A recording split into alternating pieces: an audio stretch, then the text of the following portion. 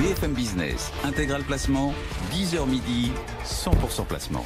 Et on vous apporte chaque jour un coup d'avance dans Intégral Placement. Vous aidez à préparer au mieux votre futur, votre avenir et aussi, bien sûr, votre retraite. On va en parler avec Jean-Philippe Dubosc, le rédacteur en chef de toutsurmesfinances.com. Bonjour Jean-Philippe. Bonjour Guillaume. Les bonnes nouvelles s'accumulent en ce moment pour les retraités. On a appris. Oui, pour une fois. Écoutez, pour une fois, ça change. Il faut bien que ça change quand même de temps en temps. C'est vrai que parfois c'est vrai que là il y a une conjonction de bonnes nouvelles. Exactement. Vendredi, on a appris que, par exemple, les retraités devraient être moins nombreux à subir un malus sur leur pension complémentaire. Exactement. En fait, les partenaires sociaux qui sont gestionnaires du nouveau régime unifié complémentaire Agirc-Arrco se sont retrouvés vendredi. En fait, c'était un comité de pilotage. C'est-à-dire que pour éviter que tous les 3-4 ans, ils soient obligés de se réunir parce que c'est la catastrophe, parce que c'est un déficit. Là, maintenant, en fait, il y a un suivi beaucoup plus régulier, si vous voulez, une feuille de route. Et donc, en fait, l'idée, c'était de faire une feuille de route jusqu'en 2022. Et lors de cette réunion, donc effectivement, vous avez raison, vendredi, ils ont décidé de réduire le périmètre du malus. Alors, c'est quoi ce malus? Parce qu'il faut quand même un petit peu rappeler aux auditeurs.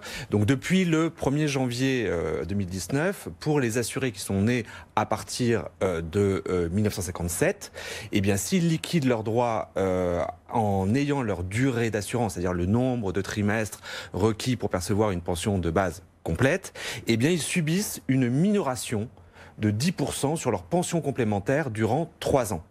Sauf s'ils travaillent, s'ils valident 4 trimestres supplémentaires, en gros, s'ils repoussent leur départ d'1 an. Donc, les partenaires sociaux ont décidé que, désormais, les chômeurs qui sont en fin de droit, qui perçoivent l'allocation de solidarité spécifique, les titulaires de l'allocation adulte handicapé, les bénéficiaires d'une pension d'invalidité de catégorie 2 et 3, pour être très précis, et les personnes qui justifient d'une incapacité permanente d'au moins 20%, excusez-moi c'est un peu long mais c'est très technique, à la suite d'un accident du travail ou d'une maladie professionnelle, ne subiront plus de malus si donc elles rentrent dans le cas où elles n'ont pas travaillé plus de 4 trimestres. Voilà. Ce qu'il faut savoir, c'est qu'il y avait déjà des cas d'exonération. Il y a déjà 30% des assurés, des salariés qui ne sont pas éligibles au malus et on pense que grâce à cet élargissement de périmètre, il y aura 5 à 10% d'exonérés en plus de malus supplémentaires. Voilà une bonne nouvelle supplémentaire donc pour les retraités. Le vent tourne décidément. Pourquoi le MEDEF a-t-il accepté lui aussi cette réduction de périmètre du malus alors que le MEDEF est très attaché au malus? C'est paradoxal. Vous avez raison. C'est-à-dire que lors du dernier accord paritaire donc du 30 mars 2015, il en avait fait clairement une ligne rouge. C'est-à-dire que clairement, il avait dit « je ne signerai rien si le malus n'est pas instauré ».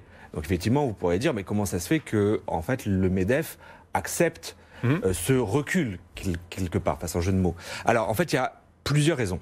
La première raison, c'est que ce malus, il faisait partie des mesures d'économie. Je l'avais dit, effectivement, avant, les régimes complémentaires étaient en déficit. Il se trouve que, grâce justement à la fusion des deux régimes qui a permis des économies d'échelle, grâce à la baisse du chômage, qui fait que du coup vous avez plus de cotisations qui rentrent, et grâce à de bons placements sur les marchés financiers, il faut dire que les gestionnaires de l'Agirc-Arrco ont été très bons, eh bien en fait la situation de l'Agirc-Arrco est beaucoup meilleure que prévu, à tel point que là les syndicats ont dit il y a plus besoin de malus. Donc, déjà il y avait, on va dire, cette contestation en fait à des syndicats qui bien sûr depuis le début sont contre ce malus, vous pensez bien. Et puis il y a aussi autre chose, c'est que en fait, on se rend compte, les projections montrent que ce malus, il va rapporter, 200 millions d'euros d'ici 2020, il va rapporter 500 millions d'euros d'ici 2030. Si vous voulez, par rapport à 80 milliards de prestations versées par an, c'est vraiment pas grand-chose. Et puis le troisième point, c'est que même le patronat a avoué, en tout cas pour ce qui est des chômeurs de longue durée de fin de droit, que c'est pas à 62 ans que vous allez retrouver du travail. Donc voilà. Donc ce malus, finalement, il rapporte très peu. Et pourtant, le MEDEF, il tenait. Il tient. Pourquoi? Et il tient toujours. Parce qu'en fait, vous l'aurez compris, Guillaume, en fait, depuis le départ, c'est avant tout un symbole. C'est clair que c'est pas avec cette décote temporaire de 10% qu'on allait faire d'énormes économies. Clairement, en fait, c'est quoi? C'est vraiment le patronat qui souhaite comme vous le savez, que les Français travaillent plus longtemps compte tenu du vieillissement de la population. Le 18 avril dernier, leur patron, le patron des patrons, Geoffroy Roux de Bézieux, a fait des propositions dans le cadre de la future réforme des retraites et il a proposé à ce qu'il y ait un relèvement progressif de l'âge de départ à la retraite de 62 à 64 ans. Donc si vous voulez, clairement, c'est compliqué au gouvernement, aux partenaires sociaux et au patronat de dire il faut reculer l'âge légal de départ, si vous-même, quand vous êtes en responsabilité, vous ne le faites pas. Donc vous avez compris qu'encore une fois, ce malus est hautement symbolique et que l'important, c'est qu'il perdure, même s'il va toucher de moins en moins de gens. Voilà, 5 à 10% de retraités en moins touchés par le malus grâce aux nouvelles annonces de vendredi dernier. Et donc au total, on peut dire que 40% des retraités échapperont au malus. Voilà, c'est ça. Voilà. C'est ça. C'est Jean-Philippe Dubosc, l'un des meilleurs spécialistes de ces questions de retraite, tout sur mesfinances.com, et qui reviendra, Jean-Philippe, tout à l'heure. Avec plaisir. Dans 3 quarts d'heure, répondre à toutes vos questions sur vos retraites, sur vos placements. N'hésitez pas, envoyez-les-nous sur notre site bfmbusiness.com.